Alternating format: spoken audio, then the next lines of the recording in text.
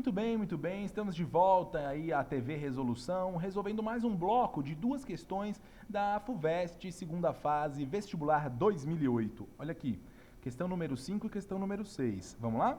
Questão número 5 diz assim: nos Estados Unidos, a expansão para o oeste se completou no final do século XIX. Discorra sobre esse fenômeno histórico no que se refere à questão indígena e à incorporação de terras para a agricultura. Então vamos ver. O tema da questão: Baba, Estados Unidos, século XIX, a famosa marcha para o oeste. Na A, ele quer que você fale sobre a questão indígena, como a marcha para o oeste influenciou a vida dos nativos, e a incorporação de terras é uma consequência dessa questão indígena, quer dizer, as coisas se interligam, de tal maneira que a nossa resolução diz assim: no que diz respeito à questão indígena, a expansão para o oeste nos Estados Unidos, no século XIX, foi marcada pela dizimação generalizada das populações nativas e pela criação de reservas aos sobreviventes. As terras dos índios eram então incorporadas pelos brancos. Em 1862, o Homestead Act concedeu pequenas propriedades aos que desbravaram as terras, claro, às custas do sacrifício dos nativos. Então você vê, esses desbravadores, chamados pioneiros, acabaram sendo muito valorizados, tornaram-se grandiosas figuras, os homens que desbravaram, que conquistaram os terrenos, né, as terras do oeste, levando então a possibilidade de transformar os Estados Unidos naquele país de dimensões continentais que o é até hoje, né? De leste a oeste, a gente tem os Estados Unidos banhado pelos dois grandes oceanos, né, o Atlântico e o Pacífico. Muito interessante. Muito bem. Diferente, por exemplo, do que foi a nossa lei de terras em 1850, né? Muito distinto do Homestead Act. Enquanto o Homestead Act concedeu as pequenas propriedades aos desbravadores, a nossa lei de terras de 1850 transformou a terra em propriedade, ou seja, só poderia ter a terra quem pudesse pagar por ela. Um país onde a escravidão atingia a maioria absoluta da população, quem é que tinha dinheiro guardado? Quem é que poderia ter grana para comprar as terras? Olha que mecanismo calhorda que foi criado em 1850 para que as terras continuassem nas mãos dos grandes latifundiários, nas mãos dos grandes aristocratas, não é? Os privilégios que vinham desde o período inicial da colonização. Legal. A B diz assim, pessoal, você vai mostrar agora a oeste, o que significou, ó, voltando, você pode voltar ali e reparar que ele está falando, discorra sobre esse fenômeno histórico no que se refere, B, ao oeste, como temática da cultura norte-americana, por exemplo, na literatura, no cinema e nos meios de comunicação. Essa dá pra deitar e rolar. Eu mesmo sou super fã daquele gênero faroeste, não é? Sou fã número 1 do Clint Eastwood. Então, a gente consegue falar tranquilamente sobre isso, sobre esse imaginário que se criou. O oeste, olha aqui o que diz a nossa resolução. O oeste, como região desbravada e ao mesmo tempo ainda selvagem, entra para o imaginário popular através de diversas obras que retratam esse período. O gênero de cinema conhecido como faroeste se encaixa bem nesse contexto. Far West, né, do inglês Far West, oeste distante.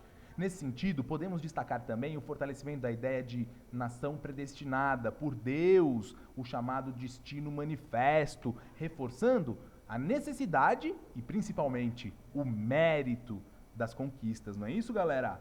Muito bom, tranquila essa questão número 5, letra A e letra B. Dava para você resolver com o pé nas costas, legal? Vamos lá para número 6? Questão número 6 fala da história do Brasil, fala da extinção do tráfico de escravos, né? O finalzinho, ou melhor, já em meados aí do governo de Dom Pedro II, né? Portanto, período imperial, período monárquico da história do Brasil. A extinção do tráfico de escravos africanos no Brasil ocorreu em 1850.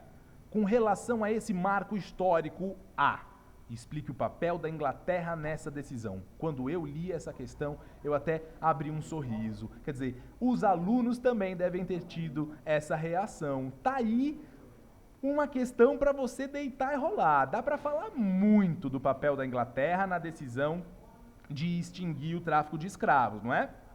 Então vamos lá para nossa resolução. Não podemos, de modo algum, falar, não, obrigado, em extinção do tráfico negreiro sem pensar no papel que foi desempenhado pela Inglaterra no sentido de coibir o comércio de escravos. Era uma necessidade urgente que a Inglaterra freasse a lógica escravista, incluindo o tráfico de escravos, já que esse país, a Inglaterra, vivia os efeitos da Revolução Industrial e estava de olho em mercado consumidor. Você sabe, escravo não recebe salário, portanto não consome. Em 1845, a Inglaterra decreta a Bill Aberdeen, com a qual o tráfico de escravos ficava proibido, vejam vocês, em escala mundial. Foi dessa forma que os navios ingleses poderiam intervir em outros navios negreiros, repatriando inclusive os escravos que estivessem a bordo. Em 1850, o Brasil, que era fortemente ligado à Inglaterra, extremamente dependente da Inglaterra, vai na onda decretando a Lei Eusébio de Queiroz. Lei Eusébio de Queiroz, 1850, que proibiu por aqui também o tráfico de escravos. Legal? Dessa forma a gente consegue descrever direitinho o papel exercido pela Inglaterra no que diz respeito à proibição, à extinção do tráfico de escravos. Legal? Vamos para B? A B diz: relacione-o com a chegada de imigrantes, ou seja, extinção do tráfico negreiro. Dá para relacionar com a chegada dos imigrantes? Porra, lógico, tem tudo a ver. Então vamos ver o que diz a nossa resolução. Com a abolição escravagista no horizonte, ou seja, ainda não, a gente não tinha a abolição definitiva, né? A abolição só vem de fato e de direito em 1888. Porém, que ela se encontrava no horizonte de muitos, isso é verdade. Isso é verdade. Quer dizer, é necessário lembrar que a escravidão já estava em xeque. Então havia uma necessidade de impedir que os libertos adquirissem privilégios que deveriam permanecer exclusividade da elite. Boa prova disso é a Lei de Terras de 1850, que tornou a terra mercadoria, como forma de impedir o acesso dos mais pobres, sobretudo o escravo, que não é exatamente pobre, é o fudido, né? Não tem um puto. Os imigrantes aparecem como uma forma de suprir a necessidade de mão de obra que foi diminuída claramente com a proibição do tráfico de escravos, sobretudo na região do Oeste Paulista, então em plena fase de expansão cafeeira. Além do mais, além disso, podemos destacar também as teorias racistas daquele período que falavam da necessidade de embranquecer a população brasileira como forma de atingir o progresso. Daí a imigração europeia ter sido tão incentivada. Beleza? Ô galera, esse bloco de duas questões, na boa, hein? Baba! Muito tranquila! Muito tranquilas. Daqui a pouquinho a gente volta para resolver mais duas, legal? Até mais, galera!